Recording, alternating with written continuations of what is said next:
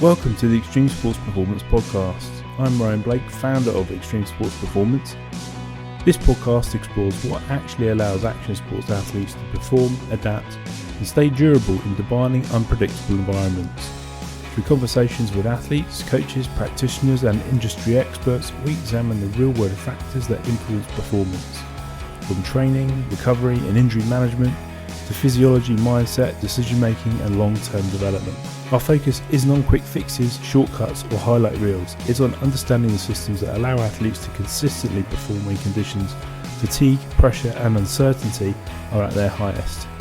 Because performance doesn't fail through lack of effort, it fails when the system supporting it can no longer hold up. We believe performance isn't a phase, it's a system. Today, I'm speaking with Ethan Morgan, one of the most respected and enduring figures in snowboarding. Over more than 2 decades in action sports, Ethan has built a reputation for progression, creativity, and longevity in the sport that many athletes struggle to sustain a long-term career. In this conversation, we explore what snowboarding really demands from the body and mind, the biggest mistakes riders make in their preparation, how Ethan has adapted his approach to performance over time, and what separates riders who continue to evolve from those who struggle to stay in the sport. We also discuss training, injury, recovery, risk management, consistency, and the lessons Ethan has learned from a lifetime of riding, filming, travelling, and pushing progression. Whether you're a snowboarder, athlete, coach, or simply interested in long-term performance, there are plenty of insights here that extend far beyond the mountains. Right, let's get into it.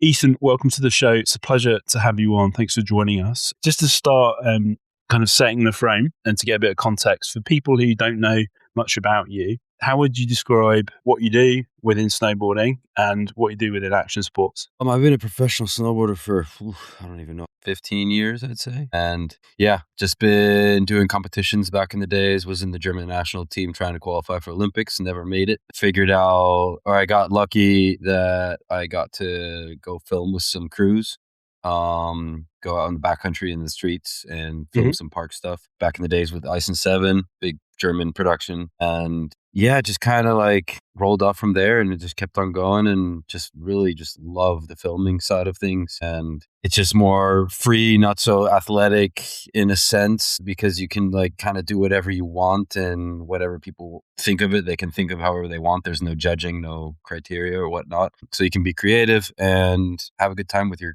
crew of friends out there. When you're in the streets, you're just fucking around as a little kid, being a little asshole in the streets. And when you're in the backcountry, it's just you and your friends out in the deepest backcountry, full nature vibe. So it's like really beautiful. And when you're in the park, you're just with a big group of people and just having a good session on a jump or whatever it is you're filming, or just riding in general. So yeah, that's kind of what I've been doing. And lately I've been also doing some event series called DIYX Street Jam. Been doing that for like 5 years now and been very successful. A lot of people have been tuning into that and watching it from social media, even flying out from the US just to watch it in person and whatnot. So it's been really cool experience to build something for the community and for the culture of snowboarding. Awesome. How is the street jam slightly different to maybe normal events people are used to? Could you just give us a bit more insight to that? It's not a competition at all. It's literally just inviting a bunch of the homies and like, actually, I mean, the homies in this case are like some of the best pro snowboarders in the world.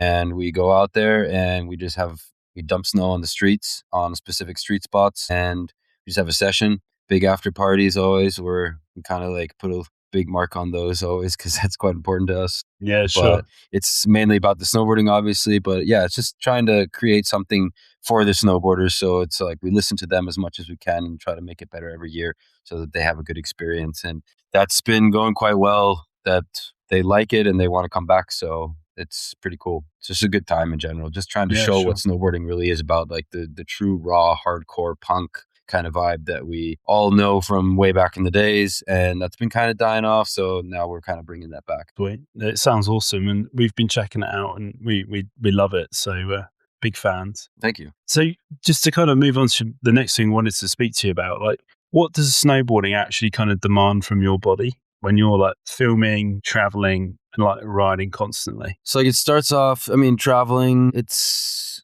okay. It's not like the worst with like jet lags and whatnot. Like, as you always go on like 2 week trips normally, and then you come back home and chill for a week or whatever, and then you go back again somewhere wherever there's snow. So that's not so bad. You get used to it, and that's pretty chill. This snowboarding, when you're like going out in a 2 week street trip and you're trying to get shit done, it's hard on the body. It's really, really hard on the body. Like, it's a lot of impact, a lot of shoveling, yeah, it's a lot of hard work, but it's beautiful because, I mean, the feeling you get from landing a trick or something and just like stacking clips and getting more and more for your video parts or whatever you're filming for is an amazing feeling. So, like, it's a really, really hard job. You really have to put your body on the line, but it's worth every muscle pain or every even injuries that you have and stuff like that. And when you go in the backcountry, that's probably one of the hardest on your body because it's a lot of, like, at least in Europe, it's a lot of walking, a lot of hiking. You put on a lot of kilometers on your feet. And Mhm. yeah, I mean, building jumps and stuff like that can take up to like 4 hours or up to 3 days, even sometimes, Mhm. of just shoveling and stacking blocks on top of each other.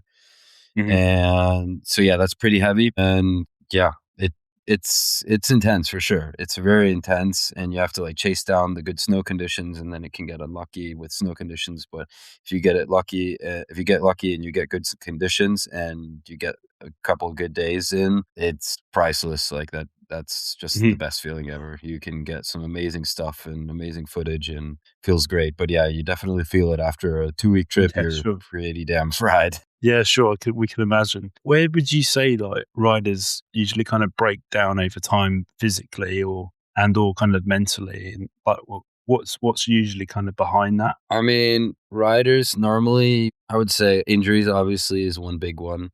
Mhm. Yeah. And luckily, knock on wood, I haven't had too many crazy ones. Mhm. Just broken a bunch of bones, which always heals. Yeah, sure. But yeah, it's like if you snap your ACL or something like that, that can really ruin a career in some ways if you don't like Mhm. heal it up properly afterwards. Yeah. So I think like once you have an injury, you have to go all in on getting yourself fit again. Yeah. And the longevity of it in general, when it comes down to snowboarding, like, your body just starts giving up. And I'm 34 now, and I'm Mhm. starting to really feel it, that my body Mhm. is not happy about some things that I do, and I get like back pain or hip pain or Mhm. whatever it is. And what I've been trying to do is like have like this healthy balance, because snowboarding is also, it's not just a sport, I would say, or in a lot of extreme sports, it's also about the culture of it and Mhm. having parties at events and all this kind of stuff. And you have to also kind of like show face there and be part of it and show that you're having a good time, and which we always do, of course. Yeah, sure. Lot of partying, drinking, and whatnot involved. So like you do have to pick your fights kind of nowadays. So like when I get Okay. home, I'm not out partying. I'm actually trying to be healthy, eat healthy, and try to go to the gym and do stuff for my body so that I stay fit. And then in the summertime is kind of the time when you like go 3 times a week to the gym, 3, 4 Mhm. times, and try to make sure that your body is ready for the winter. I have to say this winter I've been kind of slacking a little bit. I've been trying to go to the gym throughout the winter every once in a while, but Mhm. it's just not easy when you're just like fully fried Sure. from riding all the time. You have to like kind of weigh it out and make sure that you like time it right with when you go to the gym and whatnot. Cause like I went 2 days ago and my legs are toast, and I've been trying to ride the last days, and it Yeah. definitely is not easy when you got like full on like muscle pain and whatnot. But it works, and you just have Mhm. to stay on it. Like, that's the main thing. But like if you're also into the whole being at events and going to parties and stuff like that, that's where it really gets hard actually. That's something where a lot of people have lost their careers because they Mhm. maybe party too much, don't look out for their body as much. I just try to like have this healthy balance of doing both. I mean, healthy is not going to partying at all, but it's just part of the culture, and we Yeah, love doing it, and it's fun to do it. You just gotta do those and then be strict with yourself and just go back at it and yeah. snowboard as much as possible and go to the gym and try to keep up to par with all the kids. Because if you're trying to do competitions nowadays, it's crazy. Like, the level is on a different planet, and Mhm. kids are doing tricks that I can't even think of. I can't even count with how many spins they do. Mhm. So it's good to like if you're doing that, like my sister is doing, like she just went to the Olympics and stuff, and it's pretty insane what they have to all do just to keep up with everybody else on Mhm. and off snow. So they don't party much. They're just living in a whole different world of what I'm living in.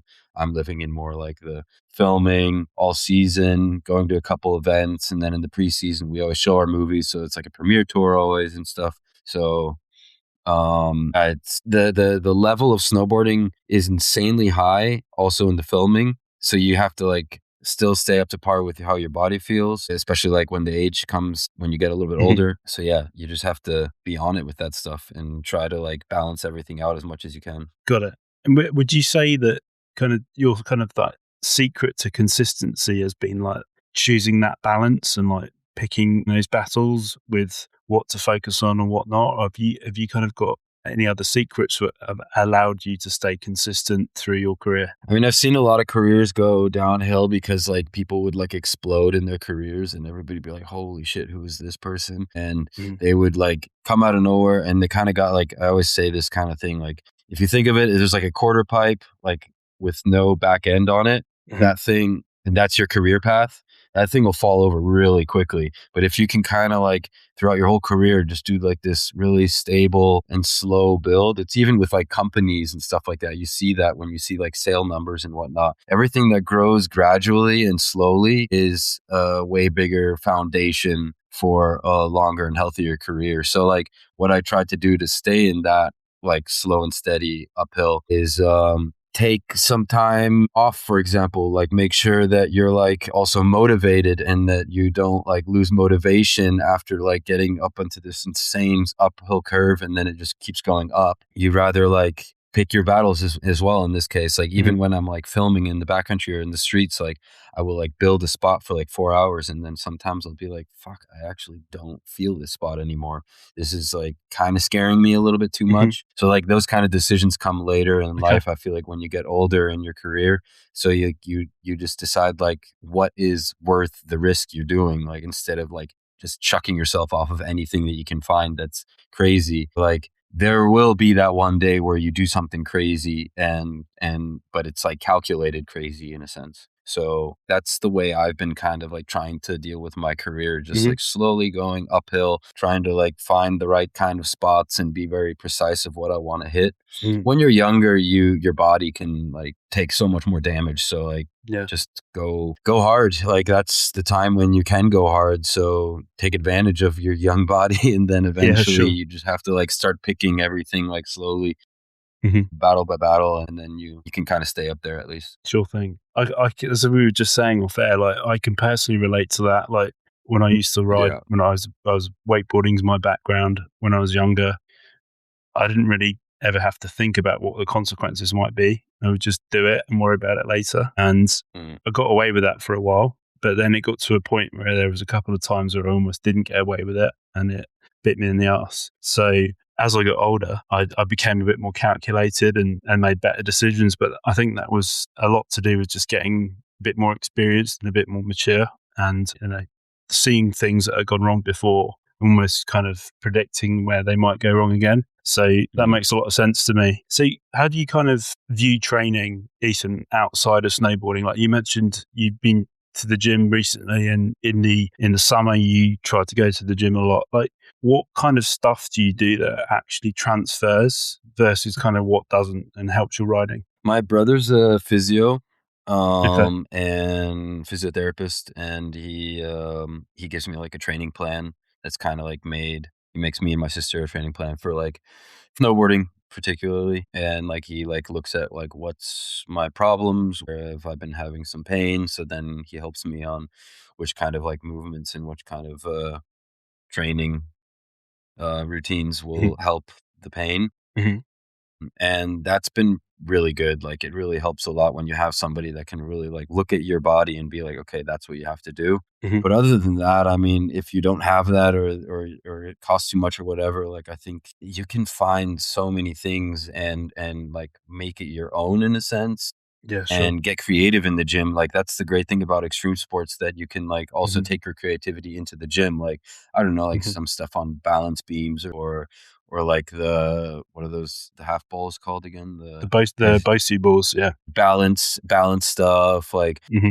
I don't know, like using tennis balls and juggling them and stuff like that. Like even small things like that can be like really good for your Hmm. cognitive system, I feel like. And yeah, I think it's just like going to the gym and having like a full on plan is great from somebody, but you can also Hmm. just go to the gym and just like, as long as you're doing something, it'll help you, you know? Yeah, absolutely. Anything is better than nothing. And I think what we find Exactly. with a lot of the action sports athletes we work with, that like strength really does underpin everything.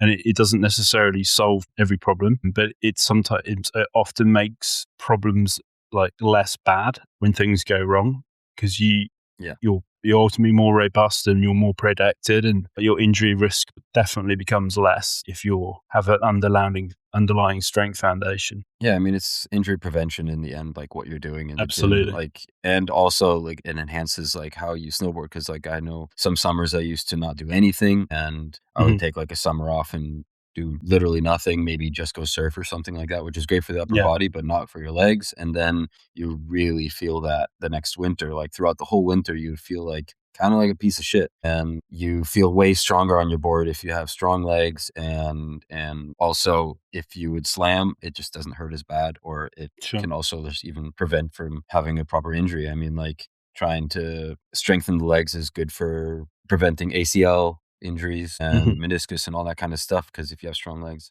it won't happen as easy. Absolutely, yeah. So, in terms of like the load and the impacts that you kind of accumulate from riding, like how do you kind of manage that over a season, and like what kind of stuff helps like get you fresher and recover quicker? So like I'm quite known in my career for like landing from high buildings to flat with no landing. I don't know why I do it, but it's really fun for some reason. Yeah, sure. But I used to would just like find a spot and be like, sick, let's do that. And I would just jump off this building to flat or whatever, or like Hmm. hit a big flat rail to drop. And it would kind of like be okay-ish back in the days. But nowadays, if I do that, I can still manage to land those. I just need to like do it within a couple tries, or else my body's going to give up. Sure. But now I'm like picking those spots and being like, okay, that's for the last day. And then I Hmm. know like I can't walk for 3 days after that, or like 2 days or whatever, or just can't ride at least, you know?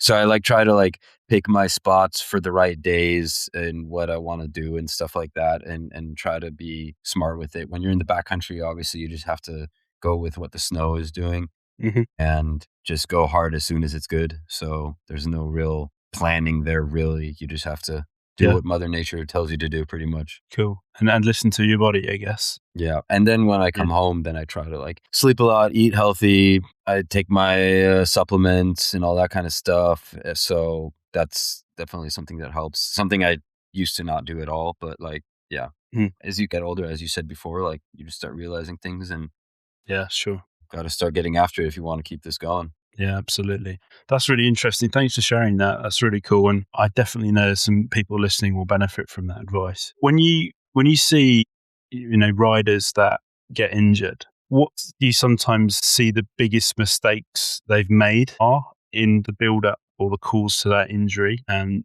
how they get back on track after they've hurt themselves? I mean, I've seen a lot of snowboarders just, like, have an injury and then Mhm. just party, not do Right. anything about it. And maybe go to the gym every once in a while and say, "Oh, I went to the gym, yeah," but that's just not enough. You have to like, Mhm.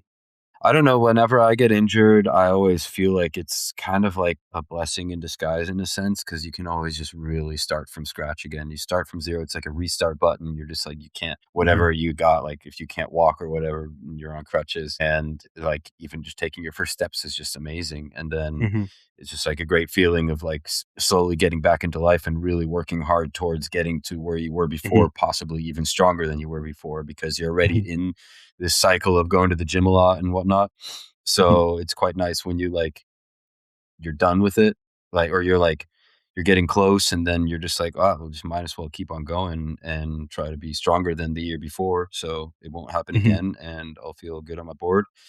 So I don't know. I think a lot of people also get just quite bummed when they get injuries and Yeah. just It sucks. just kind of like feed on Yeah. that bad energy and just don't Yeah. really go hard and get that restart button going. But I mean, I think most people nowadays know that, and it's not as common anymore that people just like would go out and party and not like heal themselves. I mean, I've had, for example, once broken my elbow. Nothing bad. It was just like a little chip on the side over here, and I Yeah. have like a screw in there right now still. But I remember because it was my elbow, I was like, I don't really need my elbow. I didn't really do much. I was just like smoking a bunch of weed and just Yeah. chilling.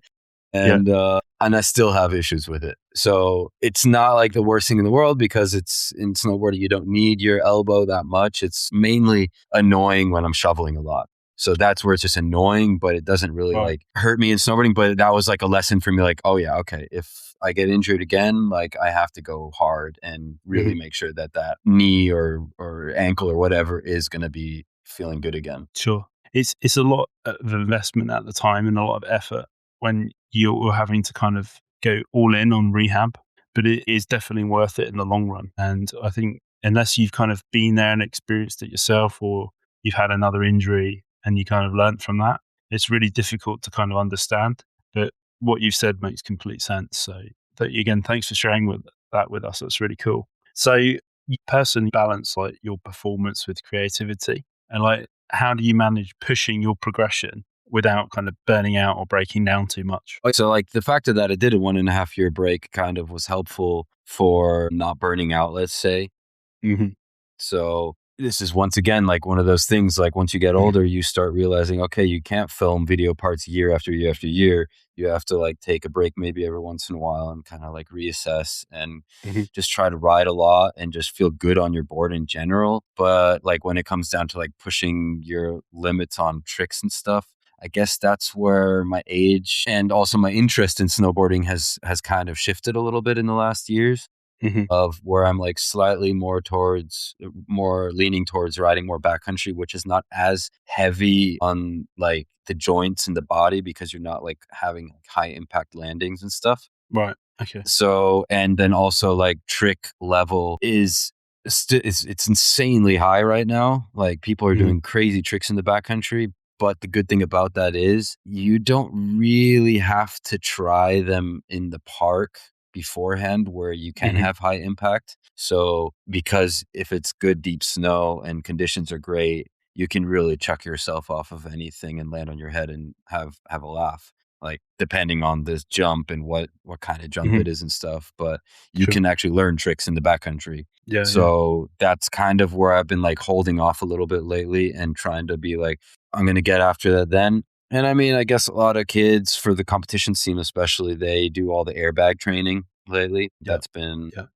insane to see how quickly everybody's been progressing in competition Mhm. scene as they have the airbags and they can really just like Mhm. practice their air awareness. I mean, I learned all my stuff without the airbags because we didn't have them back then.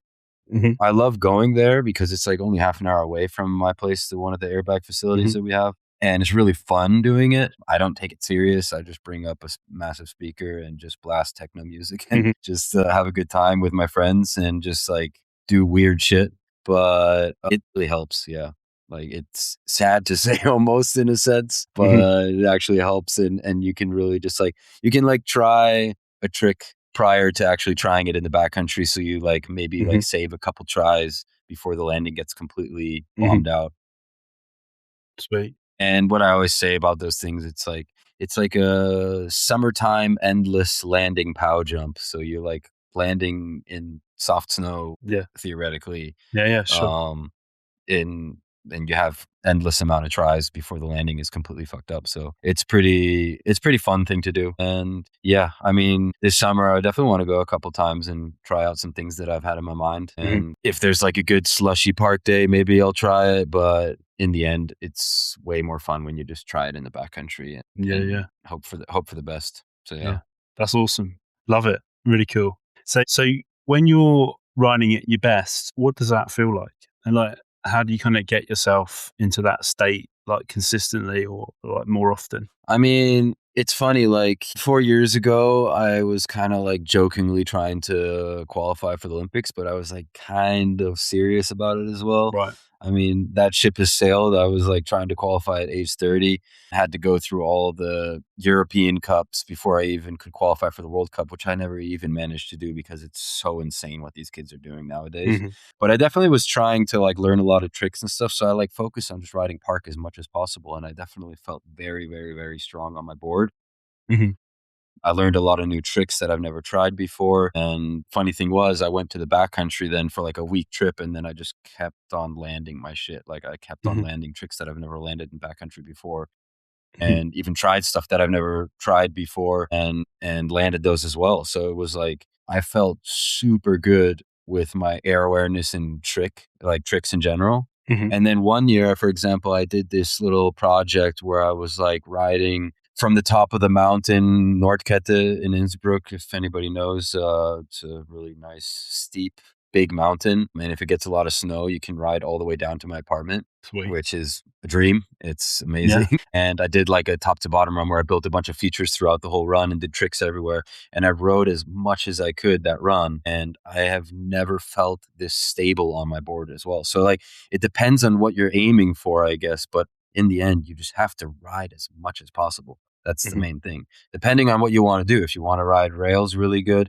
just ride as much park rails as Hmm. possible and then bring that to the streets. You'll feel way more Hmm. comfortable on rails than if you would just like straight to a street trip. And I mean, what I used Hmm. to do is like I would just film, and never like ride park in between. And nowadays I like film, come home, ride park, and like recover first and then ride park as much as I can before I go Hmm. on the next trip so that I feel good. And you kind of Hmm. like update your tricks or like just like keep yourself updated all the time kind of, and Sure. not like have to go in and be like, oh, I haven't tried this in 2 years. So then you Hmm. just check yourself off of it and see what happens. But That's really cool. That makes lots of sense. If you were doing different types of snowboarding, would you personally approach those kind of differently in terms of like high, low volume, high and low intensity in order to kind of get the best out of it for you? I mean, it depends. Like if I'm going on a street trip, I'm obviously going to be riding as much rails as possible beforehand, Okay. so that I'm like Yeah. really got my technical tricks on lock, and Hmm. know that if I would hit it on a really sketchy, gnarly street spot, that I could most likely get it then,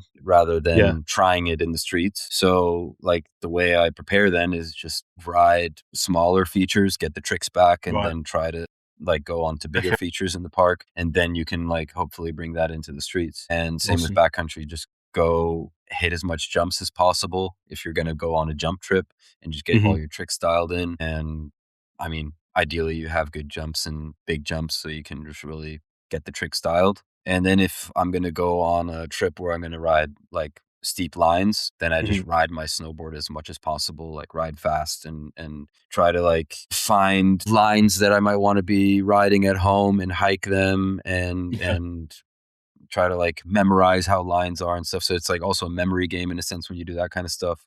So before you go to like Alaska, for example, you have to like you're sitting in a helicopter and you're taking pictures of a line, and you have to know exactly where you're going down, or else you could just jump down some 100-meter cliff and die. Right. So you got to know your shit as well. So like Yeah. practicing Yeah. those things is also kind of good. I don't know. I Hmm. guess that's kind of the way I approach Yeah. Yeah. the different types of snowboarding. Awesome. And then Thanks for that also when you again. go to an event, you also have to prepare in a different way. Drink like maybe 1, 2 beers a night before you go there, and prepare the liver for that stuff as well. Yeah, sure. Well, again, that's also important, isn't it?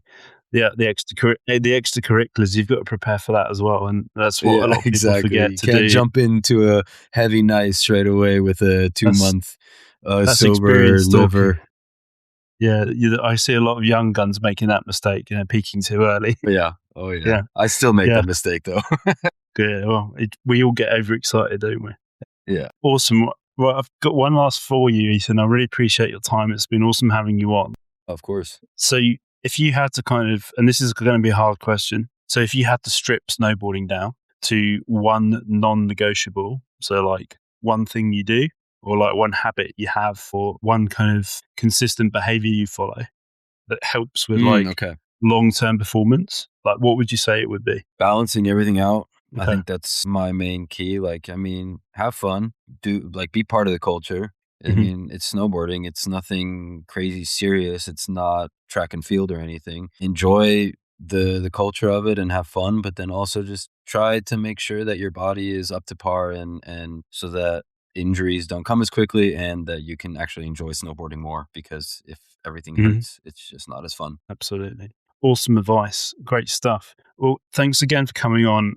It's been a pleasure talking to you, and I've learned a lot. And Same. I'm sure our listeners are going to have a lot of really good takeaways from this conversation. If people would like to follow more about what you're doing and the things that you're up to, what's the best way they can do that? I guess Instagram. Mhm. Try to find some stuff on YouTube. I mean, I try to focus more on the bigger projects and not like social media stuff. So definitely try to look into YouTube, some stuff I've been doing. Okay, I cool. like making like bigger, like kind of high end production videos. And that's kind of like where I mainly like to be. And I guess if you want to follow Street Jam stuff, I like Street Jam. We're going to go some big places in the next years. Going to be a cool one to follow as well. Awesome. Okay, well, I'll make sure that we put those links into the show notes so people can click directly. But Ethan, thanks for coming on. It's been a pleasure, and best of luck Thank you. with everything you've got coming up this year. I hope it goes well.